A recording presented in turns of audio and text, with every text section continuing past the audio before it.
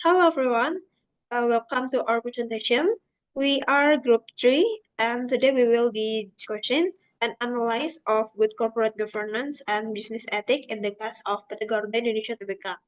This presentation is prepared as part of the final exam assignment for the course Corporate Governance, Business Ethics and the Accounting Profession. Let me first introduce our team members. We have Marsyandi Aulia, Rayisa Naila, and Aprodita. And I'm Elvina Widya Hani Dalimunthe, your moderation for this presentation. And let's begin. Okay, the first thing is about Garuda Indonesia. So, Garuda Indonesia was established in 1949 and became publicly listed on 2001. As a state-owned airline, it holds a strategic role in both domestic and international air travel, while also promoting Indonesian culture and hospitality through its service concept. Besides passenger flights, Garuda also runs cargo operation and work alongside subsidiaries like CityLink. Now, here's where things get interesting because on April 1st, 2019, Garuda published its financial report for 2018, and surprisingly, it showed a net profit of around 809,000 US dollars. Is a huge turnaround from a $216 million loss in 2017. But many were skeptical because just a few months earlier, in the third quarter of 2018, Garuda had still reported a loss of more than $140 million.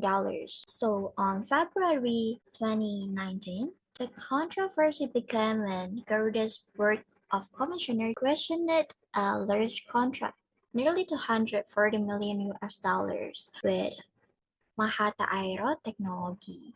However, the payment for Mahata hadn't been made yet, and this raised concern because Garuda had already recorded as a revenue. And then after that, on March 2019, the financial statements were audited by KAP Tanubrata and Partners. Despite the issues surrounding the Mahata contract, Garuda received an unqualified opinion, which meant the auditor saw no major problem in the report. And then on April 2019, two commissioners refused to sign the report. They believed that the Mahata revenue should have been classified as a receivable, not realized income. Still, Garuda proceeded with its annual general meeting and got the report approved. But here's the catch. If the Mahata revenue had been excluded, Garuda would have actually reported as a net loss of $235 million. The very next day, on April 25, Garuda's stock price dropped 4.4% and the Indonesia Stock Exchange started investigating. And then on May 2019, the Financial Service Authority stepped in, but Garuda refused to re-audit their report even though it clearly went against Pasaka. Then on May 8, Mahata themselves confirmed that the $239 million wasn't paid yet. It was still payable. So Garuda shouldn't have recorded as a revenue at all. On June 2019, after thorough investigation, the Ministry of Finance concluded that Garuda's financial report did not comply with Pasaka.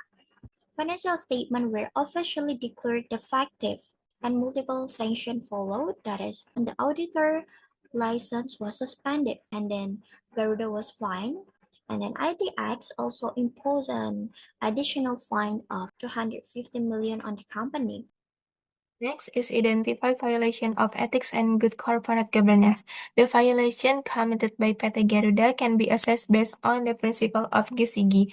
The first of all is transparency. Garuda violated the principle of transparency by recognizing receivables from Mahata as revenue despite no actual payment. This misrepresented financial information and contradicted the principle of accurate open disclosure. The second is accountability. The management failed to demonstrate accountability regarding financial reporting. The dishonesty in in presenting financial data reflects the company's poor governance and ineffective corporate oversight.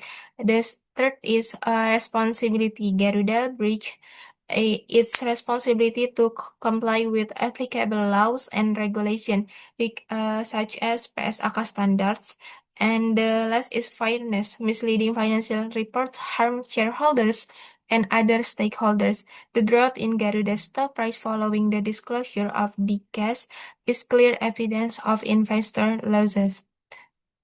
The next is violation of professional ethics. Violation were also committed by Garuda public accountant and public accounting firm based on the ethical principle of the accounting profession. The first of all is integrity. Garuda violated the integrity of professional accountants by failing to uphold honesty and transparency.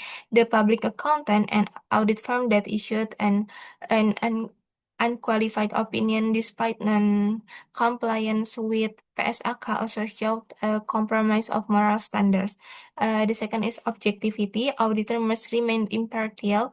However, the opinion issued appeared biased, failing to reflect a fair and professional evaluation. The third is professional competence and due care. The auditors violated public accountants professional standards or SPAP, including audit standards and showed weak quality control, indicating a lack of competence and caution in performing their duties. The next is professional behavior. The auditors participant in the flawed financial reporting damage the credibility of the profession. And the last is technical standards. Garuda, the public accountant, and the accounting firm failed to comply with various technical standards and regulations such as PSAK, OJK, SPAP, and quality control standard. These findings highlight serious breaches of technical and ethical standards based on OJK 2019. And next, let us now discuss the key cause and impact of the violation in the Garuda Indonesia case. First, the main cause was pressure to show positive financial performance. After years of loss, management was under pressure from stockholders and the governance, which led the manipulation of financial statement by recognizing unrealized revenue. Second, there was weak internal governance.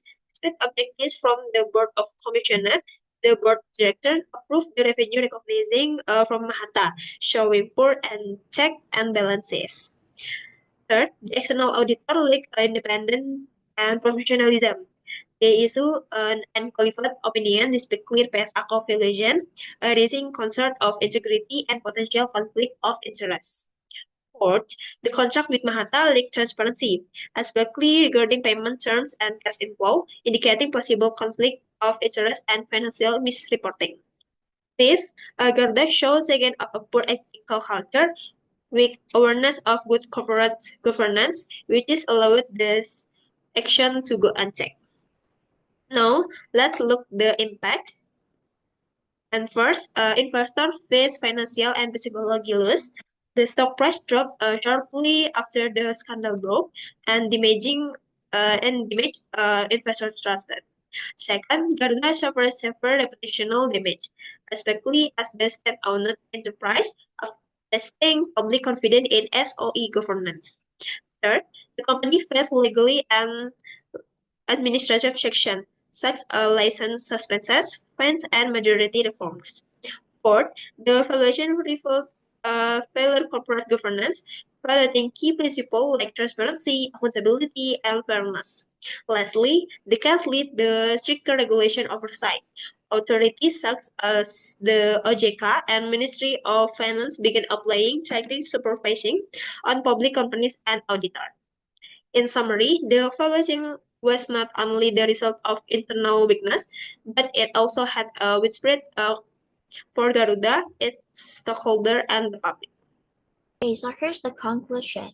The case of Garuda Indonesia is a serious violation of good corporate governance and professional ethics. It happened due to pressure from management to show a positive performance, weak internal control, and lack of independence from the auditor. Garuda presented a misleading financial report, which misinformed investors, affected the market, and then even damaged the company's public trust. Here are some recommendations.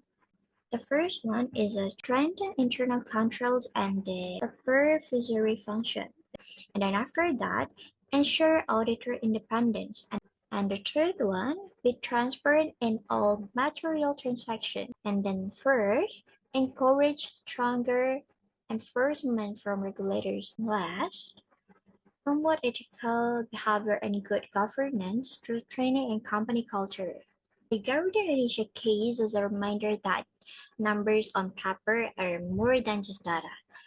They reflect values like honesty, transparency, and responsibility. That concludes our presentation on an analysis of good corporate governance and business ethics in the case of PT Garuda Indonesia Tbk. We hope this has given you valuable insight into how corporate governance and ethical practice impact business integrity and accountability. Thank you for attention.